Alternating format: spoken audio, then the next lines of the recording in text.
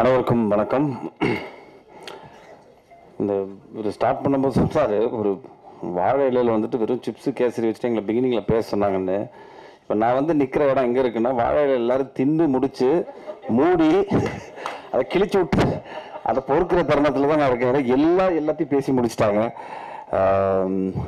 So அதனால் first ரொம்ப நெகிழ்ச்சியான ஒரு ஈவினிங்காக இருந்தது. என்னென்னா, தன்னோட குடும்பத்திலேருந்து ஒருத்தர் வந்து வெளியே வந்து ஒரு படம் பண்ணுறோம் அப்படிங்கிற ஒரு விஷயத்த பத்திரிகை நண்பர்கள் சேர்ந்து கொண்டாடி ஒரு தருணம் ரொம்ப அழகான தருணம். ஏன்னா எல்லாரும் சேர்ந்து வளரணும், அடுத்தவங்களோட வெற்றியை பார்த்து நம்ம சந்தோஷப்படுற ஆட்கள் ரொம்ப கம்மி. ஸோ இந்த மேடையில் அது நடந்தது ரொம்ப நெகிழ்ச்சியாக இருந்தது. ஸோ வாழ்த்துக்கள். அண்ட் ஊடக நண்பர்கள் அனைவருக்கும் மாலை வணக்கம். மேடையில் அமர்ந்திருக்கும் அனைவருக்கும் வணக்கம். ஸோ அவங்க ஐ திங்க் அபிராமி மேடம் எல்லாத்தையுமே பேசிட்டாங்கன்னு நினைக்கிறேன். படத்துக்கு என்ன தேவை, இந்த மேடைக்கு என்ன தேவையோ அது ரொம்ப அழகாக பேசிட்டாங்க. ஸோ நான் 2-3 விஷயங்கள் மட்டும் பேசிட்டு அப்படியே முடிச்சுக்கிறேன். என்னை பொறுத்த வரைக்கும் இவங்க என்னை இன்ட்ரடியூஸ் பண்ணும்போது சொன்னது என்னென்னா, கதையின் நாயகனா என்னென்னு. பட் என்னோட கெரியரில் நான் இவ்வளோ படங்களில் நிறைய படங்களில் நான் வந்துட்டு ஒரு கதையின் நாயகனாக தான் இருந்திருக்கேன். பிகாஸ் எண்ட் ஆஃப் த டே ஒரு படத்தோட கண்டென்ட் தான் ரொம்ப முக்கியமாக இருக்குது. எஸ்பெஷலி இப்போ இருக்கிற லாஸ்ட் 5 years சினிமா ரொம்ப மாறினதுக்கப்புறம் அந்த படத்தோட கண்டென்ட் தான் ஆடியன்ஸ் ரொம்ப கிளியராக பார்க்குறாங்க. ஸோ படம் ரிலீஸுக்கு முன்னாடி படத்தோட பட்ஜெட் தான் அதை பெரிய படமாக சின்ன படமாக டிசைட் பண்ணுது. ரிலீஸுக்கு அப்புறம் அந்த கண்டென்ட் தான் வந்துட்டு ஆக்சுவலாக வந்துட்டு அதை பெரிய படமாக மாற்றுது. ஒரு சின்ன படம் கூட வந்துட்டு பெரிய லெவலில் நல்ல கண்டென்ட்டோடு இருந்துச்சுன்னா அது பலது சம்பாதிக்கிற போது அது வந்து பெரிய படமாக மாறுது. ஸோ அதுக்கு இப்போ ரீசெண்ட் எக்ஸாம்பிள் நிறையா படங்கள், சின்ன படங்கள் நிறையா வந்து பெருசாக போயிருக்கு. ஸோ அப்படிப்பட்ட ஒரு விஷயமாக தான் நான் இந்த once upon a time in மெட்ராஸை பார்க்குறேன். என்கிட்ட ஒரு பிரசாத் வந்து கதை சொல்லும்போது, நான் ஆக்சுவலாக மற்ற எந்த எபிசோடுமே கதை கேட்கல, என்னோட ஒரு எபிசோட் மட்டும்தான் கேட்டேன்னா. பட் கேட்ட உடனே ஒரு சில கதைகள் மட்டும்தான் நம்மளுக்கு தெரியும். எனக்கு அது எங்கே தோணுச்சுன்னா, எம்டன் மகன் நான் கேட்கும்போது அது தோணுச்சு, எனக்கு பட்டியல் கேட்கும்போது தோணுச்சு. பளிச்சுன்னு ஒரு விஷயம் ரொம்ப கிளியராக நம்மளுக்கு படும், ஏதோ ஒரு புதுசாக இருக்குது இந்த படத்தில், இந்த கதையில். ஸோ அப்படி தான் எனக்கு இந்த once upon a time Madras கேட்கும்போது என்னோட எபிசோட் ப்ளஸ் என்னோட கதாபாத்திரமே ரொம்ப புதுசாக இருந்தது. ப்ளஸ் சம்திங் ஏதோ ஒன்று புதுசாக இந்த வேலை பண்ணி வச்சுருக்காரு அப்படின்னு தோணுச்சு. ஸோ அந்த அடிப்படையில் தான் நான் அந்த அடுத்த 3 கதைகள் வந்துட்டு என்னென்னு பேசிக்கான விஷயங்களை மட்டும் கேட்டேனே தவிர வந்துட்டு உள்ளே போய் இந்த கதையில் வந்துட்டு மற்ற கதைகள் எனக்கு சொல்லுங்கன்னு நான் கேட்கல. பட் டைரக்டர் சொல்லும் போதே அவர் மேலே ஒரு நம்பிக்கை இருந்தது. இந்த கிராஃப்டை ரொம்ப கரெக்டாக இருந்தால் பண்ணிடுவாருங்கிற நம்பிக்கை எனக்கு இருந்தது. அதே மாதிரி நான் படம் பார்த்துட்டேன். கண்டிப்பாக உங்கள் எல்லாருக்குமே ஒரு தரமான ஒரு படமாக இருக்கும். இது எவ்வளோ பெருசுக்கு போகுது, இதை நீங்கள் வந்துட்டு எப்படி கொண்டாட போகிறாங்கிறது ரிலீஸுக்கு அப்புறம் தான் தெரியும். பட் நல்ல ஒரு தரமான படம் பண்ணியிருக்கோம். ரெண்டாவது, இந்த மொத்த டீம்லேயுமே வந்துட்டு ஒரு பெரிய ஒத்துமை என்னென்னா, நான் அப்படியே யோசிச்சுட்டு இருந்தேன், இங்கே இருக்கிற ஆர்டிஸ்டாக இருக்கட்டும், இந்த ப்ரொடியூசர்ஸாக இருக்கட்டும், யாருக்குமே எந்த பின்புலனுமே இல்லாமல் ஸ்க்ராட்ச்லேருந்து வந்து கஷ்டப்பட்டு சினிமாவில் ஏதோ ஒரு விஷயத்த நம்ம பிடிக்கணும், ஒரு இடத்த பிடிக்கணும்னு இருக்கக்கூடிய நபர்களாக தான் நான் பார்க்குறேன். இப்போ இவங்க எல்லாருமே இருக்கட்டும், எல்லாருமே மேடையில் இருக்கிற எல்லாருமே இருக்கட்டும், 0லேருந்து ஆரம்பித்து சினிமாவில் நம்ம அடுத்த லெவலுக்கு போகிறதுக்கு என்ன பண்ணணும்னு டெய்லி யோசிச்சுட்டு இருக்கக்கூடிய கேரக்டர்ஸாக தான் எல்லாருமே இருக்காங்க. ஸ்டார்டிங் ஃப்ரம் லெஃப்ட் அந்த கார்னர் வரைக்கும். ஸோ அந்த அடிப்படையில் அதுதான் எனக்கு probably that is a reason. ஒரு கதையை சொல்லும் போது நிறைய பேர் இப்போ ஆஃப்லைட் பார்த்தீங்கன்னா நிறைய பேர் ஒரு கதையை பிச்சின் பண்ணுறோன்னு வைங்களேன், யார் ப்ரொடியூசர், இல்லைனா வந்துட்டு என்ன டீம், எப்படி என்ன கதையை தவிர மற்ற எல்லா விஷயங்களும் கேட்குறாங்க. பட் கதையை கேட்க மாட்டேங்கிறாங்க. கதையை ஃபஸ்ட்டு கேட்டுட்டு அதில் நம்ம என்ன பண்ண போகிறோம் அப்படிங்கிற ஒரு விஷயம் தான் வந்துட்டு அந்த படத்தோட வெற்றியை தீர்மானிக்குது. அதை பண்ணுறதில்ல. பட் இங்கே இருக்கிற எல்லா ஆக்டர்ஸுமே அவங்க கூடப்பட்ட ரோல் வந்துட்டு பார்த்தீங்கன்னா எல்லாமே சின்னதாக இருக்கட்டும், பெருசாக இருக்கட்டும், நல்ல படத்தில் நம்ம இருக்கணும் அப்படிங்கிற அந்த மென்டாலிட்டிக்கு ரொம்ப நன்றி தெரிவிச்சுக்கிறேன் எல்லா ஆக்டர்ஸுக்குமே. ஏன்னா தட் இஸ் வெரி இம்பார்ட்டன்ட். 2 இருக்குங்க. ஒன்று, ஒரு படம் நம்மளால் ஓடணும், இல்லைன்னா ஓடுற படத்தில் நம்ம இருக்கணும். ஸோ இந்த 2 கான்செப்ட் தான். So I think the understood the are of இது வந்துட்டு நல்ல கதையம்சம் இல்லை, ஒரு ஸ்கிரிப்ட். இந்த ஸ்கிரிப்டில் நம்மளுக்கு என்ன கொடுக்குறாங்களோ அதை ரொம்ப கரெக்டாக நம்ம பண்ணிட்டோம்னாலே போதும் அப்படின்னு I think all the actors understood that. So அதில் வந்துட்டு எனக்கு ரொம்ப சந்தோஷம். And I feel it's a very different casting. ரொம்ப புதுசாக இருக்கும் ஆடியன்ஸ்க்கும் பார்க்கும்போது. ஒரு ஃபிலிமாக ஒரு 2 hours நீங்கள் ட்ராவல் பண்ணி பார்க்கும்போது மனிதனோட வாழ்வியல் வந்து ரொம்ப யதார்த்தமாக ரொம்ப அழகாக சொல்லியிருப்பார் பிரசாத். அதே மாதிரி மியூசிக், எடிட்டிங் எல்லாமே வந்துட்டு கரெக்டாக ஒரு நல்ல படத்துக்கு அமையும்னு சொல்லுவாங்க. அந்த மாதிரி இந்த படத்துக்கு அமைஞ்சுது. And thanks to all my producers. ஏன்னா அவங்களுமே வந்துட்டு ஒரு படம் நம்ம வந்துட்டு சும்மா ஜஸ்ட் லைக் தட் ஒரு 5000 10,000 கடன் கேட்டாலே வந்து 100 தடவை யோசிப்போம்.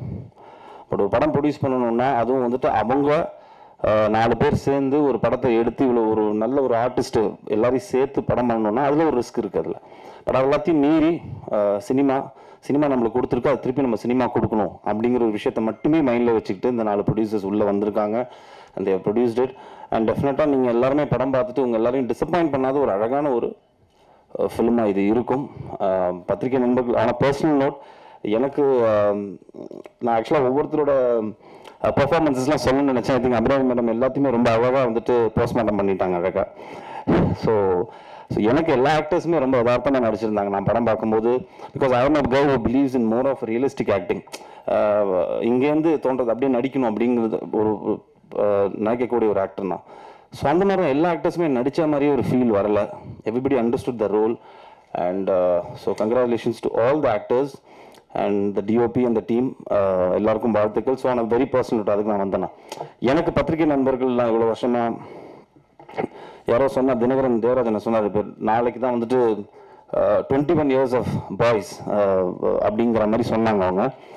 ஸோ இந்த 21 வருஷமாக என்றைக்குமே நான் நல்ல படம் கொடுக்கும்போது பத்திரிகை நண்பர்கள் என்னையும் சரி என்னோட பெர்ஃபார்மன்ஸாக இருக்கட்டும் இல்லைனா அதை சார்ந்த படமாக இருக்கட்டும் என்றைக்குமே என்கரேஜ் பண்ணியிருக்காங்க. ஸோ அந்த அடிப்படையில் so I think this year is going to be a good year for me with couple of good lineups. So அதில் once upon a time in Madras வந்துட்டு ஒரு நல்ல படமாக இருக்கும் அப்படிங்கிற ஒரு பெரிய நம்பிக்கை எனக்கு இருக்குது. ஸோ ஊடக நண்பர்களோட சப்போர்ட் ப்ளஸ் அஃப்கோர்ஸ் ரசிகர்களோட சப்போர்ட் என்றைக்குமே இருந்திருக்கு. ஸோ கண்டிப்பாக பாருங்கள். ஸோ டேட்டு வந்துட்டு அவர் ஆனந்த் சார் அனௌன்ஸ் பண்ணுவார். உங்கள் எல்லாரோட லவ் அண்ட் ஆதரவு வந்துட்டு இந்த படத்துக்கு வேணுங்கிறத கேட்டுக்கிட்டு thank you so much for coming. It was a lovely evening. ரொம்ப நல்லா இருந்தது. Thank you. Thanks. Thank you so much sir. நான் முன்னாடியே ஒரு விஷயம் சொல்லியிருந்தேன், இந்த ப்ரெஸ் மீட் வந்து ரொம்ப முக்கியமான ப்ரெஸ் மீட்.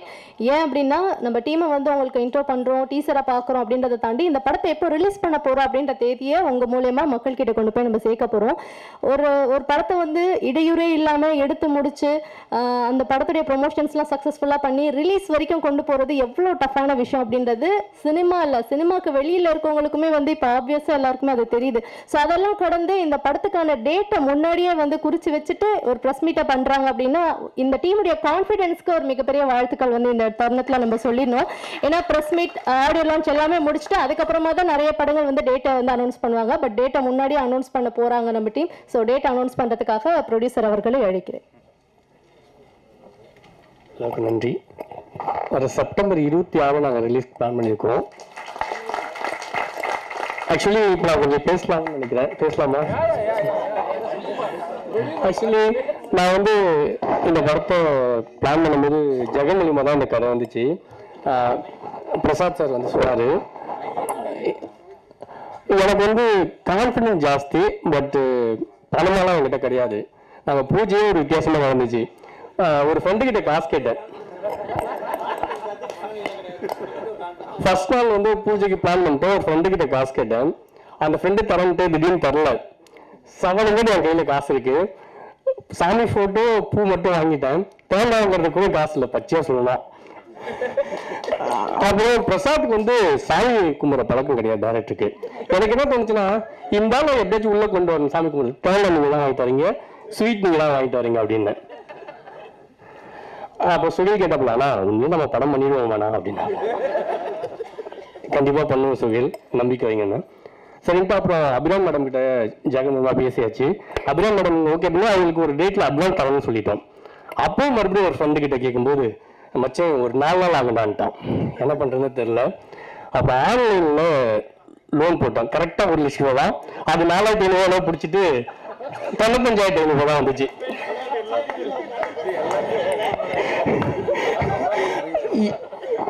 இது மாதிரி அந்த அட்வான்ஸும் நாங்கள் சொன்ன டேட்டில் கொடுத்தோம். நாங்கள் சொல்ல வர்றது என்னன்னா, நாங்கள் கான்ஃபிடண்ட்டாக நாங்கள் ஒரு விஷயத்தை சொன்னோம், அது சொன்னால் செய்வோம். அதே மாதிரி தான் இந்த டேட் சொல்லியிருக்கோம். கண்டிப்பாக செய்வோம், நம்புங்க. Thank you sir. ஃபர்ஸ்ட் நீங்க பேசும்போது ப்ரொடியூசர் பேசலையேன்னு வருத்தப்பட்டாங்க. இப்போ நீங்க பேசும்போது ப்ரொடியூசர் பேசுறாருன்ட்டு வருத்தப்படுறாங்க சார். அந்த மாதிரி பேசுறீங்க.